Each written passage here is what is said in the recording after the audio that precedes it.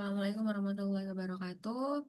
Nama saya Nabila Muhammad Zayan, NIM 187221035 akan mempresentasikan hasil resume artikel yang berjudul A Deep Learning Based Electrodiagram Risk Score for Long-Term Cardiovascular Death and Disease.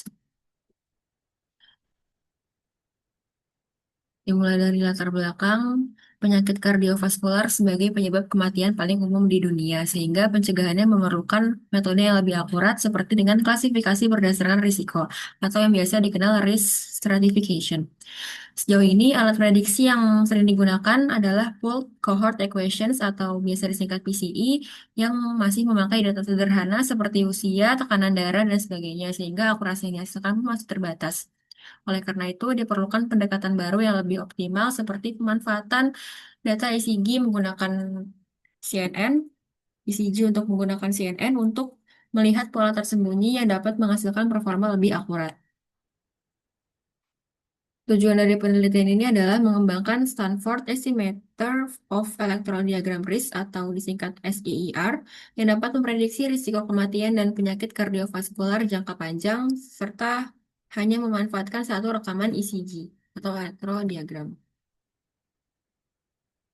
Metode penelitian yang dilakukan pertama dari datasetnya didapat dari Stanford Medical Center sebanyak 910.966 data ECG dari 307.527 pasien yang diambil dari tahun 2008 sampai 2018.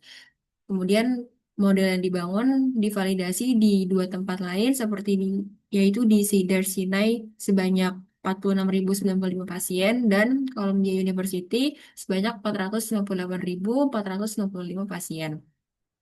Model yang dibangun adalah CNN untuk memprediksi kematian kardiovaskular dalam jangka waktu 5 tahun serta prediksi penyakit lain seperti EICVD, gagal jantung, stroke, dan fibrilasi atrium. Jenis klasifikasi yang dilakukan pertama ada binary untuk menentukan apakah pasien akan meninggal akibat penyakit kardiovaskular dalam 5 tahun yang nantinya kelasnya adalah yes or no, kemudian risk stratification yaitu menghasilkan skor SEER yang nantinya dikategorikan menjadi 3 kelompok, ada rendah, sedang, dan tinggi. Kemudian hazard ratio and survival analysis menggunakan Kaplan-Meier curves untuk membandingkan survival antar kelompok rendah, sedang, atau tinggi yang tadi disebutkan. Kemudian nanti hasil dari SER akan dibandingkan dengan PCE, yaitu metode konvensional yang sebelumnya sudah disebutkan, dan uji coba dengan 12 lead ECG standar yang merupakan data standar dari rumah sakit dengan one lead ECG sederhana, mirip dengan data yang dihasilkan oleh perangkat wearable. Kemudian di hasil dari penelitian ini adalah prediksi mortalitas kardiovaskular dalam jangka waktu 5 tahun. Ini menghasilkan nilai AUC dari 3 tempat validasi. Yang pertama dari Stanford itu menghasilkan AUC sebesar 0,83, kemudian dari Cedars-Sinai itu menghasilkan AUC 0,78, dan dari Columbia University menghasilkan AUC sebesar 0,83. Kemudian prediksi ASCVD atau penyakit jantung aterosklerotik menghasilkan AUC SER sebesar 0,67, AUC PCE sebesar 0,71, dan kombinasi keduanya sebesar 0,7 sampai 0,82. Di sini dapat dilihat bahwa AUC dari PCE lebih besar dari SER karena PCE ini emang model yang dilatih khusus untuk memprediksi penyakit ESCVD sehingga wajar jika nilai AUC-nya lebih tinggi. Kemudian jika dikombinasikan dengan SER maka akan menghasilkan performa yang lebih baik sehingga di sini dapat disimpulkan bahwa SER berperan sebagai pelengkap dari metode PCE agar menghasilkan hasil yang lebih optimal. Kemudian ada reklasifikasi risiko, menghasilkan bahwa 16% pasien yang dianggap risiko rendah oleh PCE ternyata punya risiko ESCVD jangka waktu 10 tahun dengan skor lebih dari 7,5% menurut SER. Selanjutnya, ada hasil dari prediksi penyakit lain, jadi pasien dengan skor tinggi SER punya resiko yang lebih besar untuk terkena penyakit-penyakit berikut. Ada gagal jantung dengan HR sebesar 3,2 kali lipat. Di sini HR adalah hazard ratio yang tadi sudah disebutkan, yang mana hazard ratio ini adalah untuk mengukur probabilitas dari kelompok dengan skor SIR tinggi terhadap kelompok dengan SIR rendah. Jadi di sini interpretasinya adalah pasien dengan skor SIR yang tinggi mempunyai risiko terkena gagal jantung sebesar 3,2 kali lipat lebih besar daripada pasien dengan SIR yang rendah.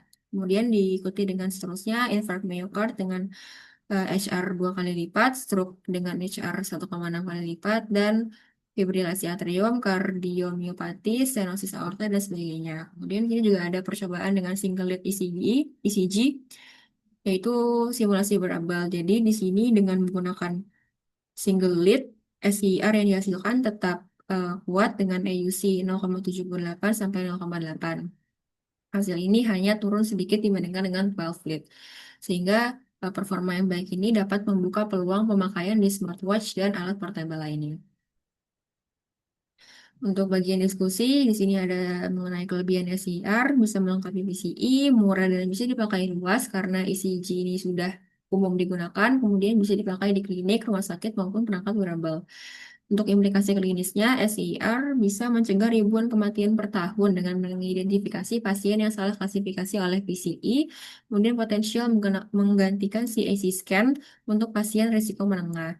Jadi, SIR ini lebih murah dan tanpa radiasi seperti CAC scan. Selanjutnya, mengenai keterbatasan, jadi studi ini masih bersifat retrospektif, yaitu belum diuji secara prospektif langsung pada pasien nyata.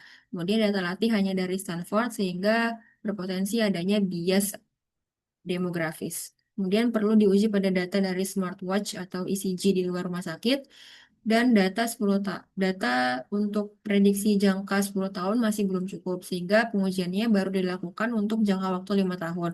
Oleh karena itu, digunakan Kaplan-Meier untuk ekstrapolasi dan jangka 10 tahun. Berdasarkan pembahasan yang sudah dilakukan, dapat disimpulkan bahwa SIR dapat memprediksi risiko kematian dan penyakit jantung jangka panjang dengan akurasi yang tinggi, bisa digunakan bersama PCI untuk stratifikasi risiko lebih akurat, potensi besar dipakai di setting klinis maupun wearable, dan jika diimplementasikan luas, SIR bisa membantu mengurangi mortalitas global akibat penyakit kardiovaskular.